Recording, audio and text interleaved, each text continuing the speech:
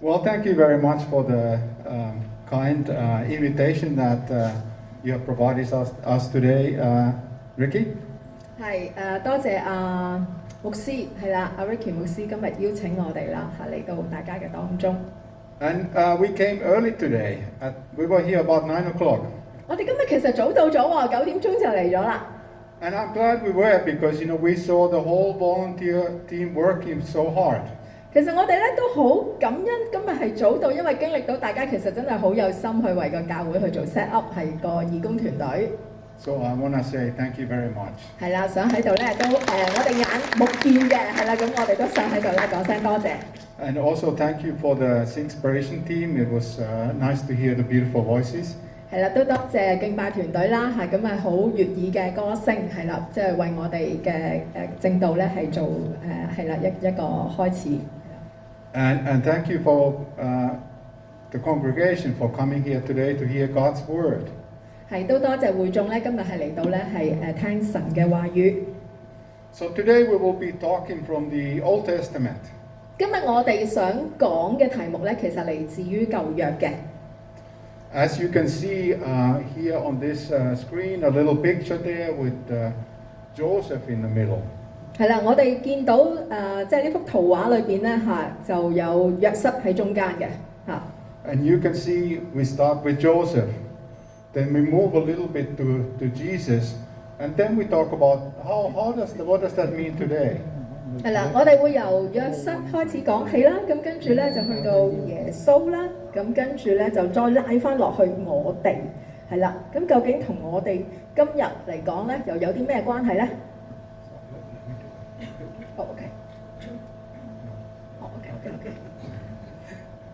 ？Okay. So basically, if you go to Genesis chapter 37, you will find at the beginning that Joseph had two dreams. 如果我哋去翻創世記37章咧，我哋會知道咧喺開初嘅時候咧，約瑟其實有兩個夢境嘅喎。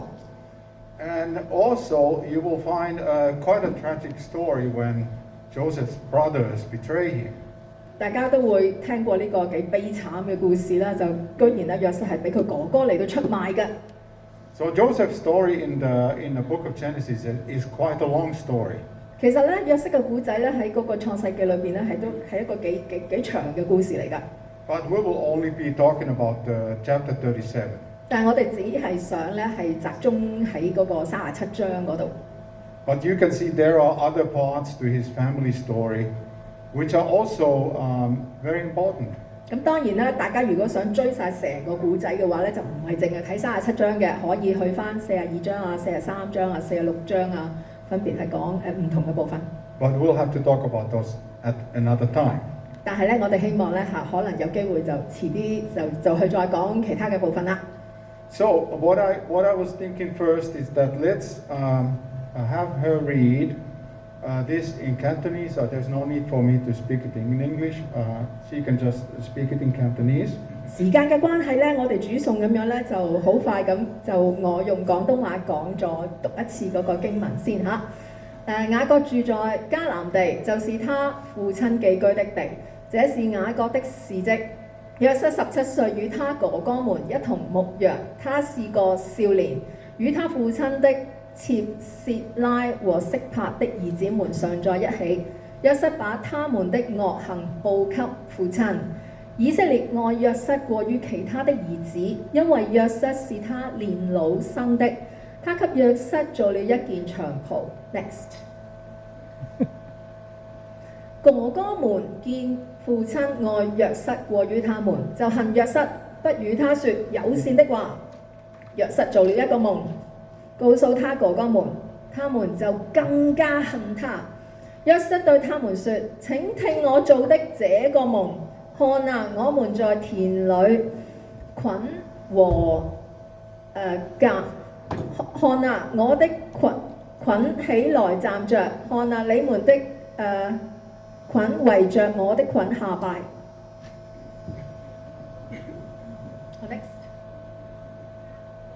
他的哥哥們對他說：難道你真的要作我們的王嗎？難道你真的要統治我們嗎？他們就因他的夢和他的話更加恨他。後來他又做了另一個夢，告訴他哥哥們說：看啊，我又做了一個夢，看啊，太陽、月亮和11顆星都向我下拜。約瑟告訴他父親和哥哥們，他父親就責備他說：你做的這是什麼夢？難道我和你母親、你的兄弟真的要俯伏在地來向你下拜嗎？他的哥哥們都責罵他，他父親卻把這事存在心裏。Okay, so that's the first part of the story. 呢個係個故事嘅第一部分。And you can think a little bit for yourself, what would your reaction be if your brother all of a sudden told you those kinds of dreams? 大家都可以代入個角色當中啦。如果你中間有個兄弟係嘛，屋企有個兄弟嚟同你講，哇佢有個咁嘅夢喎，話你會有咩感覺咧 Probably you might think, what's going on here? 話你會諗話究竟發生咩事啊？你咁乜嘢㗎嚇？ And not just one dream, but 2 dreams. 唔單止一個係兩個夢。And you can see even in the second dream, not just the brothers were included, but the mother and the father were also included. 喺第二個夢，尤其是啦，唔單止係講佢嗰啲哥哥嗰啲禾捆要向佢下拜，仲有第二個夢係連佢同個爸爸同個媽媽都要向佢下拜喎。Okay, so let's put it together a little bit now here. 好啦，我哋而家咧就還原翻一齊睇一睇裏邊係啦，究竟想講啲咩咧 So why was God giving Joseph those dreams? 點解上帝會俾約瑟呢一啲夢嘅咧 And the reason is because his life would become very, very difficult. 其實就係因為咧，佢跟住嚟緊嘅嗰個人生咧，嗰個生命咧會係相當困難。Can you imagine it if he had been betrayed by his brothers and he had no knowledge of what would happen in his life from God, how very bad he would have to feel? 大家有冇諗過有一點就係咧，如果跟住約瑟要經歷嘅嘢，被哥哥嚟到背叛啦，賣咗佢去埃及啦，嚇會發生呢啲咁慘烈嘅嘢，而佢係完全事先係毫無徵兆，完全都唔知道會有咁嘅嘢發生嘅，冇預備過會係點咧 So God basically gave Joseph a prophecy. 咁上帝俾約瑟嘅其實係乜嘢咧？其實係一個預言，係啦。And that was to prepare him for what was coming next. 其實係預備佢咧嚟緊，佢將要經歷嘅嚇，將要踩上嘅一個台階。Now from the text you also saw that Joseph was very much loved by his father. 大家喺個經文咧都會見到咧，其實約瑟咧亦都係佢父親所寵愛嘅。If you have read the text, you will know that Joseph was the child of Rachel. 大家如果睇經文會見到咧，佢其實係嗰個Rachel 係利百佢個媽媽叫咩名？中文 ，sorry， 利百加 right？ 我驚我記錯咗，唔好意思嚇。利百加嘅兒子。Anyway, Jacob had spent a lot of time trying to marry Rachel with some success and some finally succeeding, but initially not succeeding. 咁其實雅各都花咗好多時間去追佢媽媽翻嚟噶嘛，係嘛？大家記得嗰個故事嘅嚇。咁其實係又要娶咗家姐先，咁跟住先至娶佢媽媽，所以咁辛苦生咗呢個仔就好錫佢。So now that in his old age, Jacob had this child Joseph, he was very happy. So 喺一個咁年老嘅時間，佢先至老來得呢個子咧，就好特別錫佢。And Joseph, as the text describes, was the favorite child. 係啦，就係個經文所講啦，就係被揀選最寵愛嘅兒子啦。So you can imagine if there is other brothers in the family, and one is the favorite child, how that will play out. 大家可以想像一下啦，如果同一個家庭裏邊，哇有點名嘅呢個係特別受寵愛嘅，咁其他嗰啲你叫我點算咧？如何自處咧？ So probably the brothers will become jealous. 可能其實又好正路喎，啲哥哥又真係做妒忌嘅噃，嫉妒嘅噃。And certainly maybe Joseph's attitude presented itself as prideful. 咁亦都可能咧，同樣嘅時間，正因為爸爸係特別痛愛錫佢嘛，咁可能約瑟都會係感到有啲驕傲嘅飄飄然嘅嚇，亦都係啦，導致即係悲劇嘅發生。And if you are prideful, it's easy to create envy and hate. 咁如果你係有啲驕傲嘅話咧，其實就好容易生咗呢個妒忌啊，或者係有啲人睇你點樣啊，仇恨添樣嘅。And you see at the end of the story, his father doesn't really necessarily like to hear the dream either. 咁其實當約瑟喺度講佢嘅夢境嘅時候，佢爸爸亦都唔係特別話好啱聽嘅，都係啦，斥責咗佢嘅。So his father rebukes him. 係啦，即係都鬧佢嘅。But the difference to the brothers is that the father doesn't reject the dream. 但同嗰啲哥哥所唔同嘅反應就係咧，個爸爸係冇拒絕到即係有呢啲咁嘅夢境喺佢個仔身上。So this is kind of the background now that comes to the second part of the, let's say, to the story, which is the betrayal part. 係啦，咁呢個就第二部分啦就係嗰個係啦被出賣嘅嗰個部分啦。So let's look at that, and again we'll read it in Cantonese first. 第二部分嘅經文咧，咁我同大家讀一讀啦。約瑟的哥哥們到示劍去放他們父親的羊。以色列對約瑟說：你哥哥們不是在示劍放羊嗎？來，我派你到他們那裏去。約瑟對他說：我在這裏。以色列對他說：你去看看你哥哥們是否平安，羊群是否平安，再回來告訴我。於是他派約瑟出希伯倫谷，約瑟就往示劍去了。So here I just like to you to remember this term, here I am. 好啦，呢度就帶大家睇一睇呢句經典嘅説話，我在這裏。And we'll come back to that. 好啦，我哋遲啲就會翻嚟呢個部分啦。But let's continue the story. 好，繼續。有人遇見他，看啊，他在田野走迷了路。那人問他說：你找什麼？他說：我找我的哥哥們，請告訴我，你們在哪裏放羊？那人說：他們已經離開這裏走了。我聽見他們說：我們往多丹去。約瑟就去追哥哥們，在多丹找到了他們。他們遠遠看見他，趁他還沒有走近他們，就圖謀要殺死他。他們彼此說：看啊，那做夢的來了，現在來吧，我們把他殺了，掉在一個坑裏，就說有惡獸把他吃了。我們且看他的夢將來怎麼樣。裏便聽見了，要救約瑟脫離他們的手，說：我們不可害他的性命。裏便又對他們說：不可流他的血，可以把他掉在這曠野的坑裏，不可下手害他。裏便要救他們脫離他們的手，把他還給他父親。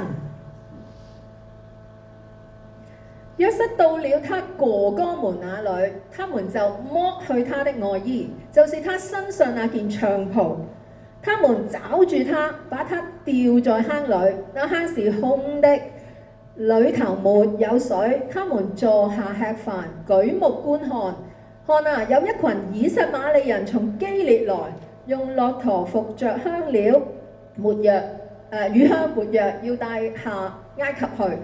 猶大對他的弟兄們說：我們殺我們的弟弟，遮掩他的血，有什麼好處呢？來，我們把他賣給以實瑪利人，不要下手害他，因為他是我們的弟弟，我們的骨肉。他的兄弟們就聽從了他。那時有些米甸的商人從那裏經過，就把約瑟從坑裏拉上來。他們以20塊銀子把約瑟賣給以實瑪利人，他們就把約瑟帶到埃及去了。裏便回到坑旁，看啊，約瑟不在坑裏，就撕裂自己的衣服。回到他弟兄那裏，說：孩子不在了，我往哪裏去才好呢？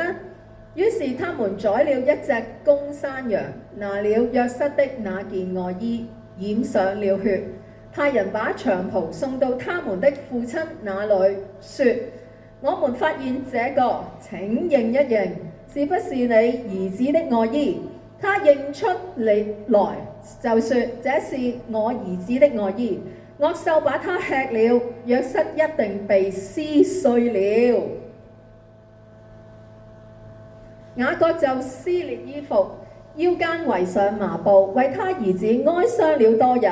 他的兒女都起來安慰他，他卻不肯受安慰，說：我必哀傷着下陰間到我兒子那裏。約瑟的父親就為他哀哭。米甸人把約瑟賣到埃及，給法老的官員，就是護衛長波提乏。Okay, what a heartbreaking story. 係啦，真係心碎嘅故事。And unfortunately, in Joseph's life, this was not the end of the troubles yet. 咁可惜咧，就約瑟嚟講咧，都仲未夠衰喎，都仲有將來仲慘烈啲嘅係嘛喺後邊。If you continue to read the story, there will be more false accusations and so forth in this story of Joseph. 係啦，咁如果大家繼續讀落去嘅話咧，會見到有好多即係指鹿為馬嘅嘢啦，即係屈佢啦，係咪啊？即係執佢食死貓啊咁樣嘅故事啦，呢啲以後有機會講。But let's look at the story a little bit more now in detail. 係啦，我哋睇一睇詳細嚟講，係啦，我哋可以中間睇到啲咩咧 ？So basically, the idea of Jacob was that he was worried about the brothers. 咁其實咧，約瑟其實係擔心啲咩啊？初時佢係擔心佢啲兄弟嘅喎，係咪啊？約瑟嘅兄弟嘅。So he sent the youngest brother at the time to check on those brothers. 其實佢係派阿約瑟去及去睇下啊，因為佢都擔心嗰啲仔嘅嚇。And to find out how they were doing with the flock.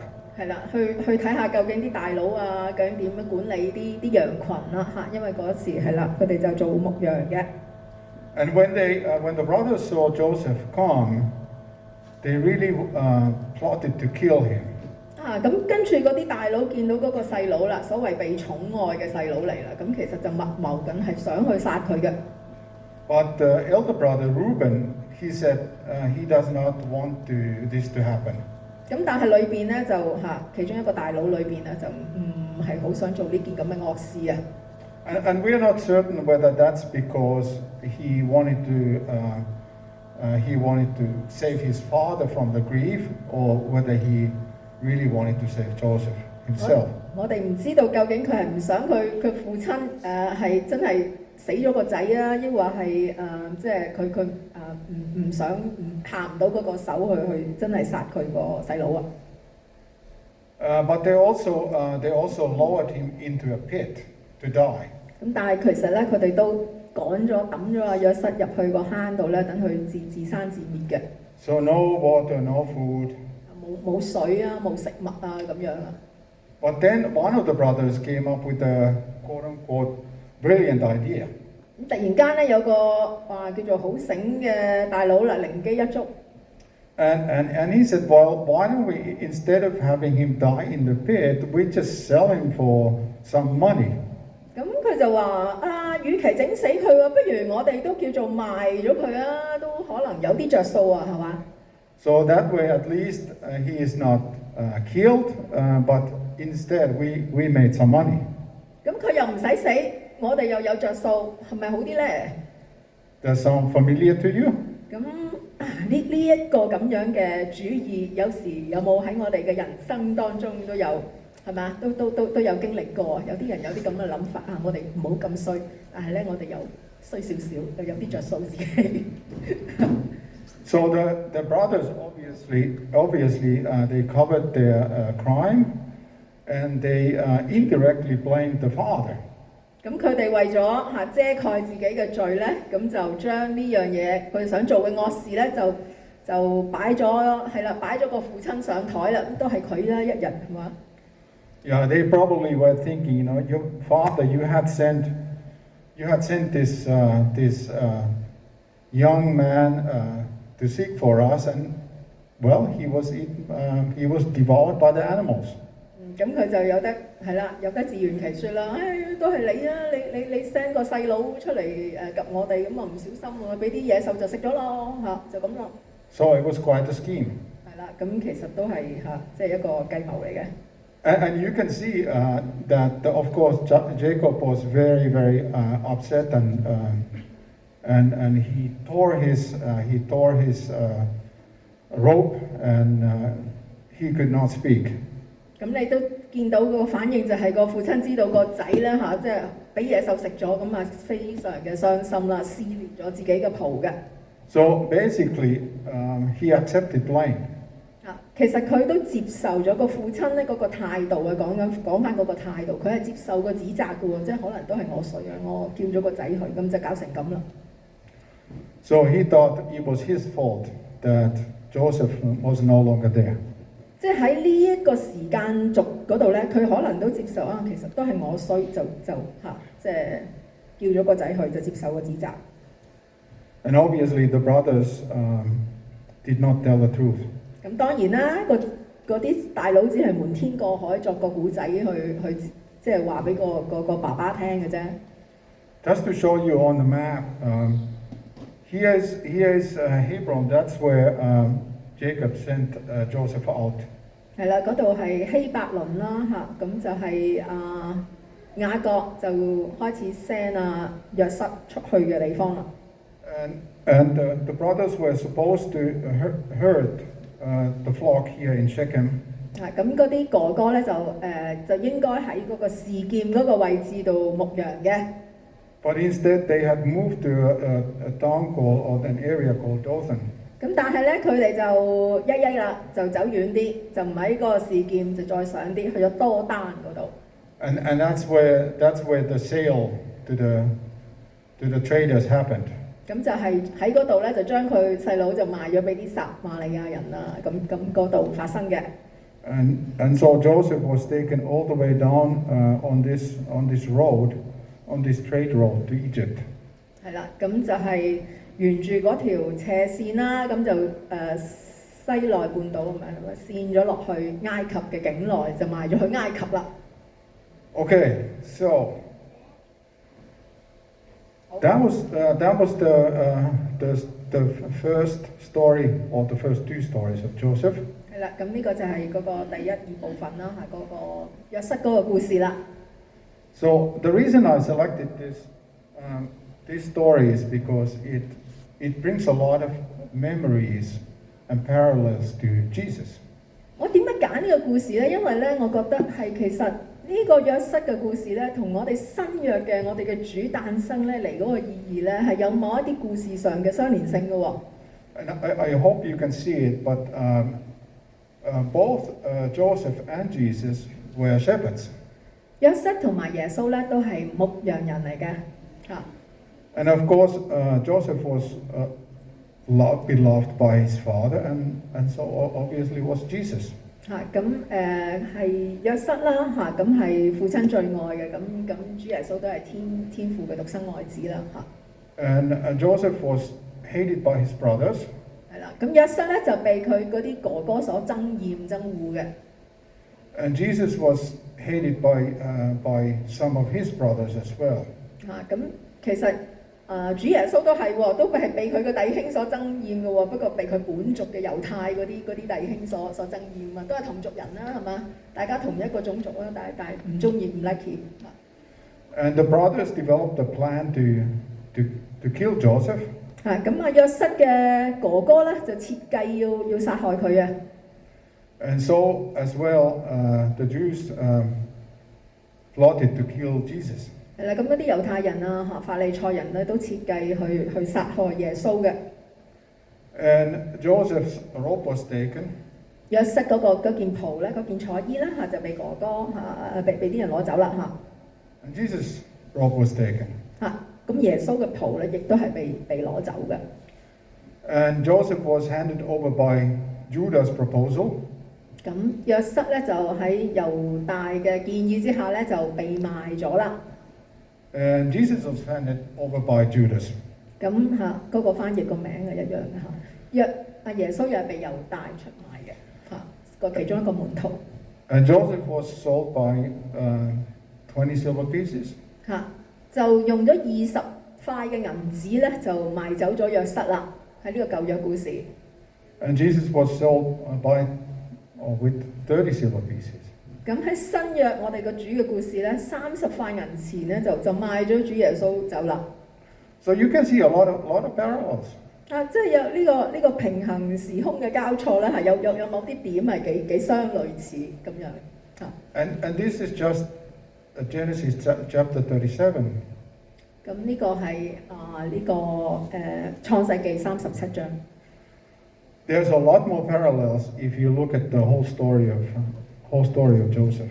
其實咧，如果大家詳細去成個約瑟嘅故事去睇咧，都同主耶穌嘅故事咧有好多相似嘅地方嘅。So, okay. So what can we learn? 咁我哋究竟喺當中可以學到啲乜嘢咧？ Well, I think the most important thing to learn is that God's people will experience hardship. 咁其實其中一樣嘢好緊要，我哋需要知就係上帝嘅僕人咧，有時候會經歷磨難嘅。This will happen to each and every one of us. 係喺我哋中間，可能每一個人係某一個人生點我哋都會經歷。But God can turn these hardships to our benefit and to the benefit of others. 但係上帝好多時咧都會讓呢啲困難咧，又化成我哋或者其他人嘅祝福。And also remember that God will bless the people that are suffering for His sake. 上帝會為著自己嘅緣故啦，亦都係喺痛苦嘅當中都俾祝福嗰啲受苦嘅人嘅。So when we experience the hardship, we have to always keep the positives in mind. 當我哋經歷緊磨難嘅時候啦，亦都即係常常要記得我哋仲有我哋嘅主喺度，即係要有一絲嘅嗰個正念嘅嗰個希望嘅諗法。From this story, we can also learn that God provides for our needs. 喺呢個故事，我哋都見到啦，上帝其實係嗰個供應者，佢實際就係供給嗰個約瑟個需要。And now we should remain humble. 咁亦正因為咁，所有嘢都由佢而嚟，我哋亦都要保持一個好謙卑嘅心態咯。And that only love can extinguish hate. 嗰個故事就未講完嘅，希望有機會講。咁但係只有愛咧，先能夠消除恨嘅。And one more thing that I think often is forgotten is that God is the same today as yesterday and tomorrow. 咁有一樣嘢我哋有時常都唔記得嘅就係物換星移，但係我哋嘅上帝係永不改變嘅，昨日、今日、明日，佢都係我哋嘅主，佢都係全能嘅神。So people may change, political systems may change, but God is always the same. 人會變啦，啲制度會變啦，但係我哋嘅上帝係永不改變嘅。Okay, so I guess we.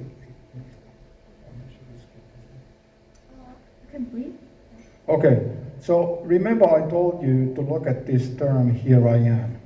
記唔記得咧？我哋特別有提過呢一句嗰個句子，我在這裏Here I am. And I've given you just a few examples on who in the Bible also used the same phrase to respond to God. 係啦，我哋可以見到咧喺呢度啦即係呢個版面裏邊咧都有一啲聖經嘅例子啦包括天使喺夜間俾雅各個夢境啦，神試探咗亞伯拉罕啦，雅各係有異象啊，咁佢先至去去埃及啦，摩西喺燃燒嘅荊棘之下回應神啦。咁上帝呼喚撒母耳3次係講我喺度咁樣 Here I am 咁樣啊，以賽亞啦回應上帝嘅呼召等等等等嚇。咁呢啲都係一啲係啦，即係一個例子可以俾大家見到係嗰個態度。Okay. Good. So then I promise that we will talk about today as well. 好，咁我哋都可以講下。由呢個舊約新約又拉翻去今日。And what I will tell now about is my own story. 咁而家咧想同大家分享少少我嘅故事。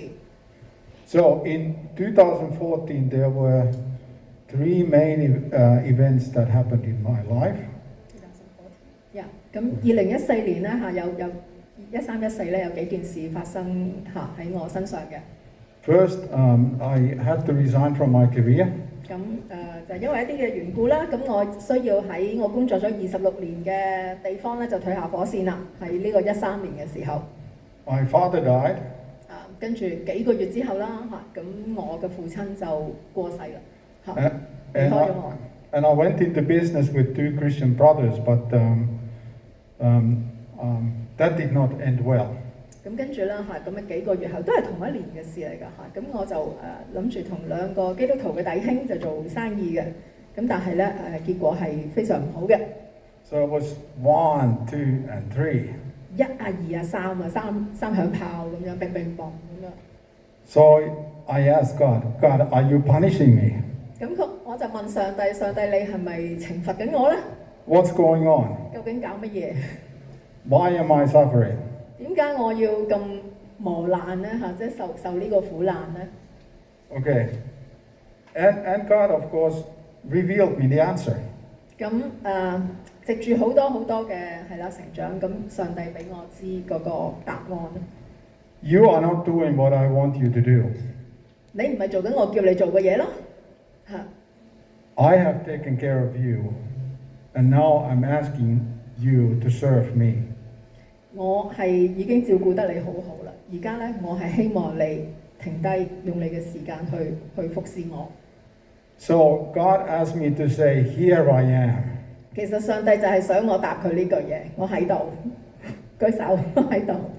At the beginning, I was like Jonah. 喺開初嘅時候咧，我好似約拿，想走佬。When God said, "Go this way," 咁上帝話去你呢度啊。I went that way. 咁我就走佬啦即係擰住面走去做第二樣嘢So sometimes God reminds us that it's His decision. 有時上帝都會即係去提醒我哋，其實我先係主，我先係神。So I found my true calling. 咁跟住咧，我就揾到我自己嘅召命。And these are some of the events that are associated with that. Maybe you can. 係啦，咁我哋喺14年年尾咁就成立咗個少少嘅事工啦咁即係又唔講得話做緊啲乜嘢咁乜嘢轟烈嘅即係呢度幫手一啲，嗰度幫手一啲咁Olli 就喺信義中嗰度修讀緊神學啦咁都寫咗2本書啦即係我哋有感動嘅即係嗰個時間。其實嗰個時間都係我記得香港都好似有啲年青人係開始係咪佔中啊定嗰啲運動咁，我哋都即係喺心裏面係有啲感動，究竟係咪生活好艱難咧咁我哋所以寫咗啲理財嘅書啊咁到後面第2本即係出邊咧，我哋將會送俾大家嗰本咧，就係關於健康嘅即係點樣可以喺即係身體都係神嘅殿啊嘛，我哋點樣可以管理自己啊，所以可以全人健康啊尤其是而家 Covid 嘅時間更加好緊要啦咁即係等呢啲少少嘅嘢，我哋係服侍緊幫緊手嘅。咁當然即係而家封緊關咧，咁其實本來我哋都係有少少機會去國內服侍嘅Okay, so good. So that's very quickly my story, and then I will just give you one last thing here, which is how can we in general participate in God's plan? 咁呢度係少少同大家分享下啦。咁如果我哋係啦，即係每一個個體點樣可以參與喺神嘅計劃裏邊咧First of all, as I think we have shown that God uses all our past experience, both good and bad experiences, for His plan and to further His purposes. 咁神咧係其實好多時咧會使用我哋自己個人嘅經歷經驗啦嚇，無論好嘅或者唔好嘅嚇，咁佢都會親自去利用呢一啲係啦，即係一啲我哋嘅經歷咧去成就佢自己嘅旨意嚇，為佢嘅事工。So God's plan may include things like loving and serving Him. 係啦，神嘅計劃包括啲乜嘢咧嚇？去愛佢啦，同埋去服侍佢啦。Loving and serving other people. 去愛人啦，同埋去服侍人啦。And also, importantly, spreading His message. 重要嘅事咧就係去宣講佢嘅信息。So it's not rocket science, and ideally, of course, they should point the same way. 咁當然啦嚇，即係上面有兩個箭嘴，一個紅色一個綠色嘅嚇。咁最好嘅情況就梗係大家係平衡咁樣去行啦，同一個方向啦，就唔係上帝想你行呢邊，咁我就轉咗背咁樣行另一邊嚇，即係好似我哋咁樣嚇。Okay, and also that we should enjoy the process. 咁我哋咧其實都應該學習去享受個中間嗰個服侍嗰個過程。And then we shall certainly win the prize. 咁呢個就係我哋終極嘅嗰個獎賞啦嚇，即係可能未必係地上嘅嗰個係啦，咁但係係天上嘅獎賞。Okay, so let's come to the end. 係啦。And well, I think we pray at the end. 咁我哋今日咧就大概會完成咗我哋嗰個講道嘅時間啦。咁而家一個少少禱告嘅時間，好嘛？大家一齊低頭同心禱告。Yes. Okay. Dear Heavenly Father, 親愛父神 thank you so much that you have brought us to this wonderful congregation. 非常感謝你帶我哋嚟到呢一個美好嘅群體中間。A wonderful pastor. 係好好嘅美好嘅牧師。A wonderful set of volunteers. 係啦，咁好有心有力服侍嘅義工係啦。And a wonderful congregation. 係啦，同埋大家嘅會眾嚇，即係都係好美好嘅。Lord, would you just spread out your blessings? 主求你親自去祝福呢一個團體呢個群體。To everyone that's in this room. 就祝福帶俾呢一個房間裏邊嘅每一個人。To all our dependents. 去俾我哋嘅家裏邊嘅人。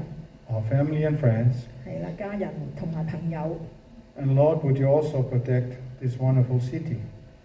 主啊，都求你保護我哋呢一個美麗嘅城市。This beautiful city that has just become 25 years old. 呢個美麗嘅城市係回歸祖國25週年。And that we were so nicely able to celebrate. 我哋好感恩，我哋係可以平平安安咁樣度過咗即係呢個25週年嘅慶典。Lord, would you bless the Hong Kong government? 都祝福掌權嘅政府。